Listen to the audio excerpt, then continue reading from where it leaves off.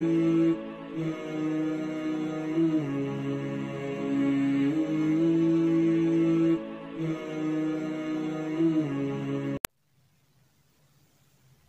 باللہ السمیع العلیم من الشیطان اللعین الرجیم بسم اللہ الرحمن الرحیم قال اللہ تعالی فی القرآن الکریم بسم اللہ الرحمن الرحیم یا ایہا الذین آمنوا کتب علیکم الصیام کما کتب علی الذین من قبلکم لعلکم تتقون۔ محترم سامعین، پاکیزہ سرزمین بارگاہ امیر المومنین شہر نجف اشرف سے کچھ معروضات لے کر آپ کی خدمت میں حاضر ہوئے ہیں۔ عنوان گفتگو ہے ماہ رمضان المبارک میں ہماری ذمہ داریاں۔ اسی عنوان کے ذیل میں گفتگو کا سلسلہ جاری و ساری ہے۔ امید کرتا ہوں کہ کل کی تقریر آپ حضرات کے اذہان عالیہ میں ہوگی۔ کل ہم نے عرض کیا تھا کہ یہ ماہ مبارک بڑی عظمت کا مہینہ ہے، رحمت کا مہینہ ہے، عبادت کا مہینہ ہے۔ یہ وہ عظیم مہینہ ہے کہ جس میں انسان اگر مختصر سا عمل بھی خلوص نیت کے ساتھ بارگاہ پروردگار میں انجام دیتا ہے تو پروردگار اس کی جزا انسان کو بہت زیادہ عطا کرتا ہے۔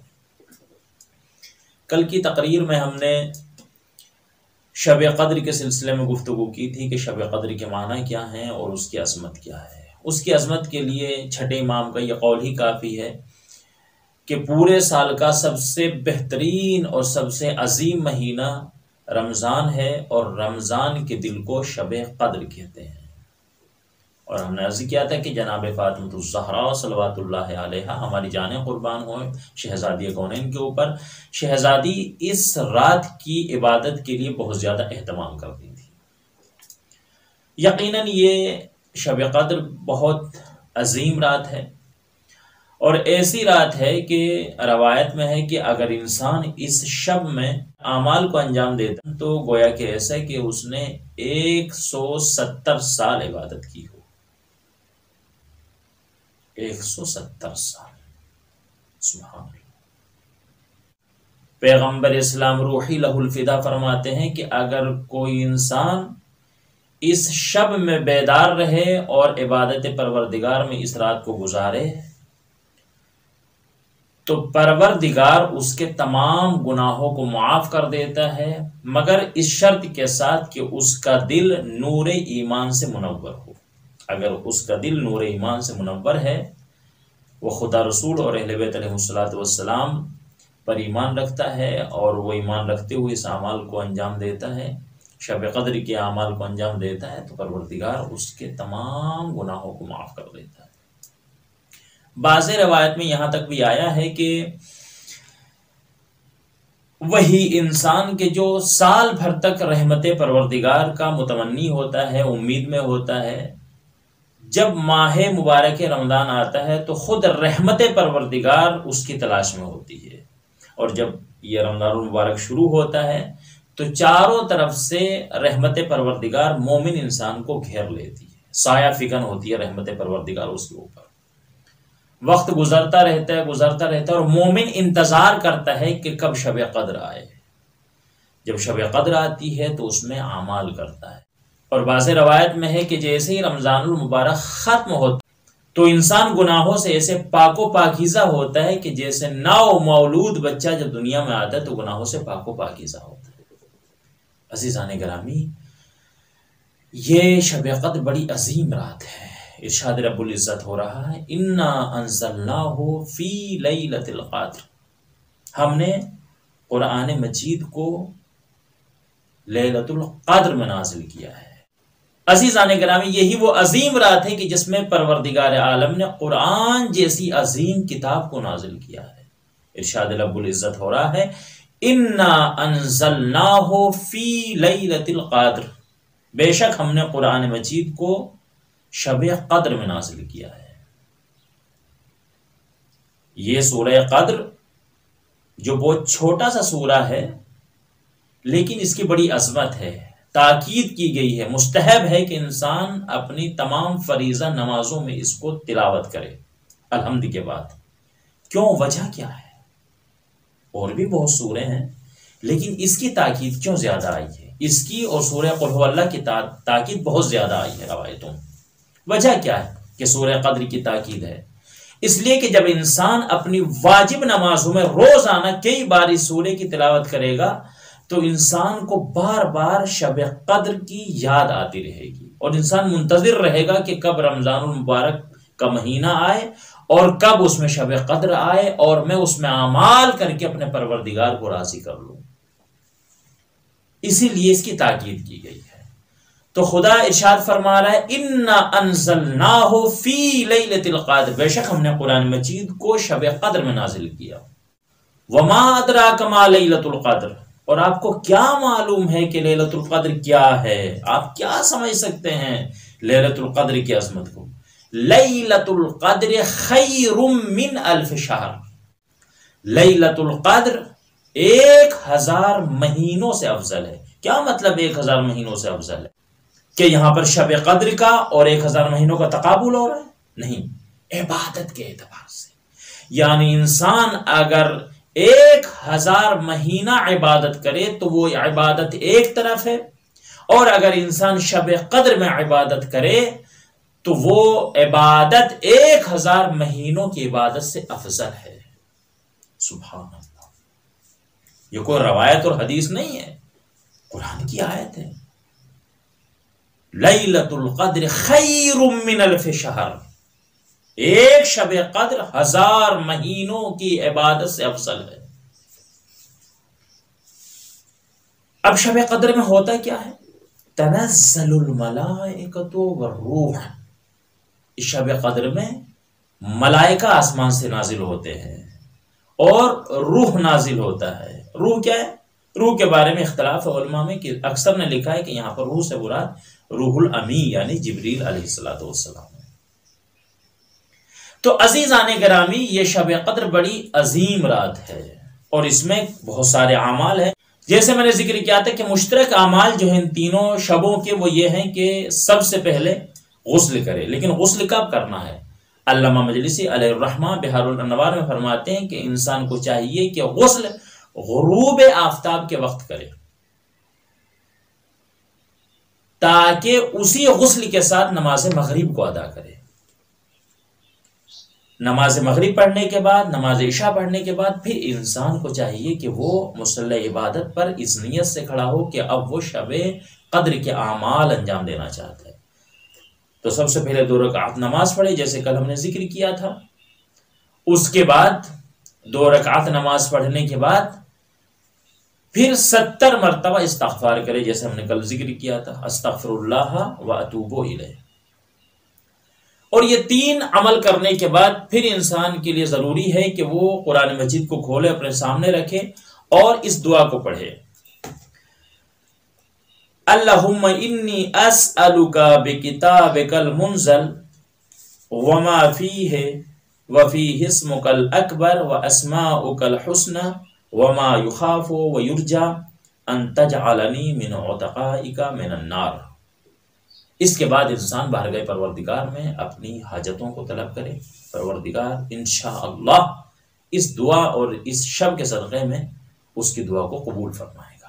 5واں عمل یہ ہے کہ انسان قرآن مجید کو اپنے سر پر رکھے، اور سر پر رکھنے کے بعد اس دعا کو پڑھے، اللہم بحق ھذا القرآن۔ یہ دعا پڑھنے کے بعد، اب قرآن مجید تو سر پہ رکھا ہی تھا، اس کے بعد پھر جو ہم نے کل آپ کے سامنے ذکر کیا تھا کہ 10 مرتبہ انسان ایسے کہے، سب سے پہلے بے کا یا اللہ، پھر بے محمد، بے علی، اور اسی طریقے سے 4 معصومین علیہ السلام کا واسطہ دے کر بارگاہ پروردگار میں انسان دعا کرے۔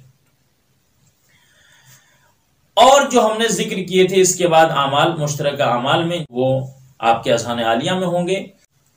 اب ہم بات کرتے ہیں شب 21 کے مخصوص اعمال کی۔ شب 21 کے وہی اعمال ہیں کہ جو شب 19 کے ہیں، بس 2-4 دعائیں ہیں کہ جو اضافی اس میں۔ ایک تو یہ ہے کہ دعائے جوشن کبیر کی بہت زیادہ تاکید کی گئی شب 21 اور شب 23 میں، تو دعائے جوشن کبیر کو پڑھیں۔ اور ایک اور دعا ہے جو ذکر ہوئی ہے، جس کی ابتدا ہے اعوذ بجلال وجہک الکریم، اور ایک دعا اور ہے اللہم اد عنا حق ما مضى من شہر رمضان۔ تیسری دعا جو ذکر ہوئی ہے کہ شب میں پڑھنی چاہیے وہ یہ ہے اللہم انکا قلت فی کتابک المنزل۔ اور ایک دعا اور ہے جو بہت معروف ہے، اکثر کتابوں میں یہ دعا لکھی ہوتی ہے اور اس کی تاکید بھی ہے کہ اس دعا کو شب 21 میں ضرور پڑھے، یا مولج اللیل فی النہار ومولج النہار فی اللیل، آخر تک اس دعا کو انسان پڑھے۔ ایک دعا اور جو اس سلسلے کی آخری دعا ہے وہ یہ ہے کہ اللہم صلی علی محمد و آل محمد، اس دعا کو انسان پڑھے اور اس کے بعد اپنے لیے اور اپنے اہل خانہ کے لیے، اپنے رشتہ داروں کے لیے طلب مغفرت کرے، صحت کے لیے دعا کرے، روزگار کے لیے دعا کرے، ایمان پر بقا کے لیے دعا کرے، جو مرحومین ہو چکے ہیں ان کی مغفرت کے لیے دعا کرے۔ اسی طرح امام زمانہ علیہ السلام کے ظہور میں تعجیل کے لیے دعا کرے، اور جب جب موقع ملے انسان کو دعائے فرج کو پڑھتا رہے، اللہم کل ولیک الحجۃ الحسن، اس کا بار بار تکرار کرتا رہے۔ تو عزیزان گرامی، شب قدر بڑی عظیم شب ہے، اور صرف شب ہی نہیں بلکہ جس طریقے سے شب 19، شب 21 اور شب 23 یہ عظیم ہے، اسی طریقے سے ان کے دن بھی بہت عظیم ہے۔ تو عزیزان گرامی، جہاں پر 21 کا دن بہت عظیم ہے، وہیں پر اسی عظیم دن میں ایک عظیم واقعہ بھی رونما ہوا ہے۔ کائنات کا عظیم ترین انسان، ایسا عبادت گزار کہ جس کے اوپر عبادتیں فخر کرتی ہیں، اسی 21 رمضان المبارک کو دنیا سے رخصت ہو رہا ہے، اپنے رب کی بارگاہ کی طرف جا رہا ہے۔ شب 19 میں جب حضرت علی علیہ السلام کے سر پر ضربت لگی تو مولا کائنات نے فرمایا فزت برب الکعبہ، رب کعبہ کی قسم آج علی کامیاب ہو گیا۔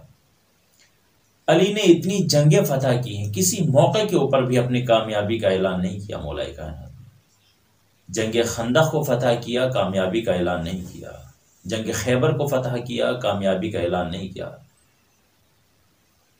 مگر جب علی کے سر پر ضربت لگی تو مولا کائنات کہتے ہیں فزت برب الکعبہ، رب کعبہ کی قسم آج علی کامیاب ہو گیا ہے۔ ہاں عزادارو، امیر المومنین علیہ السلام کے سر پر تلوار لگی۔ بیٹے اپنے باپ کو ایک چادر میں لپیٹ کر گھر کی طرف لے کر چلے، جب گھر کے قریب آئے تو مولا کائنات فرماتے ہیں اے بیٹا حسن، ان جہانے والوں سے کہہ دیں کہ سب اپنے اپنے گھروں کو چلے جائیں، اس لیے کہ جب میری بیٹیاں مجھے اس حالت میں دیکھیں گی تو برداشت نہیں کر پائیں گی اور بلند آواز سے گریہ کریں گی۔ میں نہیں چاہتا کہ میری بیٹیوں کی رونے کی آوازیں نامحرموں کے کانوں میں جائیں۔ میں نہیں چاہتا کہ میری بیٹیوں کی رونے کی آوازیں نامحرموں کے کانوں میں جائیں۔ میں ہاتھوں کو جوڑ کر عرض کروں گا مولا امیر المومنین، یہ کوفہ ہے، یہ تمام کے تمام آپ کے صحابی ہیں، آپ کے چاہنے والے ہیں، آپ کے شیعہ ہیں۔ اے میرے مولا، آج آپ یہ برداشت نہیں کرتے کہ آپ کی بیٹیوں کی آوازیں آپ کے شیعوں کے کانوں میں جائیں۔ میرے مولا ذرا کربلا کے میدان میں آئیے۔ عصر عاشور یہی زینب ام کلثوم ہے جن کے سروں سے چادریں چھینی جا رہی ہے، تازیانے مارے جا رہے، نیزے لگائے جا رہے۔ فوراً طبیب کو بلایا گیا، طبیب آیا اور طبیب نے مولا کے زخم کو دیکھا، اور زخم کو دیکھنے کے بعد امام حسن کو لے کر خلوت میں گیا اور جانے کے بعد کہتا ہے کہ مولا مجھے معاف کرنا۔ مولا امیر المومنین کا بچنا بہت مشکل ہے، اس لیے کہ زخم بہت گہرا لگا ہے، اور اس کے بعد کہتا ہے کہ جتنا ہو سکے امیر المومنین کو دودھ پلایا جائے۔ بس جیسے ہی طبیب نے کہا کہ مولا کو زیادہ سے زیادہ دودھ پلایا جائے اور یہ خبر کوفے کے گلیوں میں پھیلی اور کوفے کے گھروں تک یہ گئی، تو کوفے کا منظر دیکھنے قابل تھا کہ کوفے کی ہر گلی سے بچہ نکل رہا تھا، اس کے ہاتھ میں ایک کاسا تھا اس گلی سے دیکھا بچہ نکل رہا، اس گلی سے دیکھا بچے نکل رہے، اس گلی سے دیکھو بچے نکل رہے، ہر گلی سے بچے نکل رہے تھے، یتیم بچے، اور ان کے ہاتھوں میں کاسا تھا اور کاسے کے اندر دودھ بھرا ہوا تھا۔ کسی نے پوچھا بچوں تم یہ دودھ کہاں لے کر جا رہے ہو؟ تو بچے کہتے تجھے معلوم نہیں، آج مولا امیر المومنین کے سر پہ ضربت لگی ہے، جو ہمارا مربی بھی ہے، ہمارا کفیل بھی ہے، جس نے آج تک ہمیں کبھی یتیمی کا احساس نہیں ہونے دیا، اسی علی کے سر پر تلوار لگی ہے۔ عزادارو، جیسے ہی مولا کی خدمت میں بچے دودھ لے کر پہنچے اور مولا نے ان کے ہاتھوں میں یہ کاسے دیکھے تو یقیناً مولا کی نظر کربلا کی طرف ضرور گئی ہوگی۔ ایک وقت وہ بھی ہوگا جب میرے گھر کے چھوٹے چھوٹے یتیم بچے پکار رہے ہوں گے الا تش الا تشر، کوئی پانی پلانے والا نہیں ہوگا۔ اجرکم اللہ، اجرکم اللہ، خدا آپ کو کوئی غم نہ دے سوائے غم امیر المومنین علیہ السلام کے۔ ہاں عزادارو، وقت گزرا اور وہ وقت بھی آیا کہ مولا نے محسوس کیا کہ میں دنیا سے عنقریب رخصت ہونے والا ہوں۔ مولا نے وصیتیں کی، ان تمام وصیتوں میں سے ایک وصیت یہ تھی، اے بیٹا حسن، جب میرا انتقال ہو جائے مجھے غسل و کفن دینے کے بعد میرے جنازے کو تیار کر دینا اور اس کے بعد انتظار کرنا یہاں تک کہ جنازہ خود بخود آگے سے اٹھ جائے۔ جب جنازہ آگے سے اٹھ جائے تو آپ پیچھے سے اٹھا لینا۔ ایسا ہی ہوا، جنازہ تیار ہوا، انتظار ہونے لگا۔ ایک مرتبہ آگے سے جنازہ اٹھا، پیچھے سے بڑھ کر امام حسن امام حسین نے اٹھایا، جنازے کو لے کر کوفہ سے چلے اور جہاں آج مولا کائنات کی قبر ہے غری کے مقام پر نجف اشرف میں لا کر مولا کائنات کو دفن کر دیا۔ عزادارو، ابھی بیٹے دفن کر کے واپس جا رہے تھے، ایک راستے سے گزر ہوا، ایک گڑھے سے ایک ضعیف کے کرہانے کی آواز آئی۔ امام حسن علیہ السلام رکے اور گڑھے کی طرف جیسے ہی جھانک کر دیکھا، کیا دیکھا؟ ایک ضعیف ہے جو کرہا رہا ہے۔ ایک مرتبہ امام حسن نے اس کو کہا، اے بندے خدا، کون ہے تیری خبر گیری لیتا ہے؟ ایک مرتبہ وہ شخص کہتا ہے کہ ایک شخص روزانہ میرے پاس آتا تھا جو میرے لیے کھانا بھی لاتا تھا، میرے لیے پانی بھی لاتا تھا، اور نہ صرف یہ کہ کھانا لاتا تھا بلکہ میرے پہلو میں بیٹھتا تھا، اپنے ہاتھوں سے لقمے بنا کے مجھے کھلاتا تھا، لیکن 3 دن ہو گئے میرا محسن نہیں آیا ہے۔ مولا امام حسن سمجھ گئے کہ وہ کوئی اور نہیں میرا بابا تھا۔ ایک مرتبہ اس ضعیف سے کہتے ہیں، اے ضعیف، اے بندے خدا، کیا تجھے معلوم ہے وہ کون تھا؟ اس کا نام معلوم ہے؟ کہا نہیں مجھے کوئی معلوم نہیں۔ کیا تو نے کبھی پوچھا نہیں ہے؟ اس نے کہا میں نے کتنی مرتبہ پوچھا، جب بھی میں نے سوال کیا، اے بندے خدا، اے میرے محسن، ذرا اتنا تو بتا دو کہ آپ کا نام کیا ہے؟ تو ہمیشہ وہ یہی کہتا تھا، اے غریب غریب کے پہلو میں بیٹھا ہے، ایک بندے خدا کے پہلو میں بیٹھا ہے۔ کبھی مجھے اپنا نام نہ بتایا، مجھے اپنے ہاتھوں سے لقمے کھلاتا تھا۔ بس جیسے اپنے بابا کے بارے میں امام حسن نے سنا، صبر کا دامن چھوٹ گیا، چیخ مار کر کہا، اے بندے خدا، ہم یتیم ہو گئے، وہ ہمارے بابا علی مرتضیٰ تھے، ظالم نے ان کے سر پر تلوار لگائی ہے، ان کی شہادت واقع ہو گئی، ابھی ہم ان کو دفن کر کے آ رہے ہیں۔ پر جیسے ہی ضعیف نے سنا، ایک مرتبہ لرز کر رہ گیا، ہاتھوں کو جوڑ کر کہتا ہے، مجھے اتنا تو بتا دیں میرے محسن کی قبر کہاں ہے؟ آپ کو زحمت ہوگی، میرے ہاتھ کو پکڑیں، مجھے میرے محسن کی قبر تک لے کر جائیں۔ عزادارو، امام حسن علیہ السلام اور امام حسین نے اس کے ہاتھوں کو پکڑا، اپنے بابا کی قبر پر لے کے آئے، قبر کے اوپر اس نے ہاتھ رکھا، ہاتھ رکھنے کے بعد کہتا ہے، اے میرے محسن، مجھے معاف کر دیں، آپ میرے وقت کے امام تھے لیکن مجھے کبھی بتایا نہیں ہے۔ اور ایک مرتبہ باہر گئے خدا میں ہاتھوں کو اٹھا کر کہا، اے پروردگار، جب میرا محسن نہ رہا میں اس دنیا میں جی کر کیا کروں گا؟ اے پروردگار، مجھے موت عطا کر۔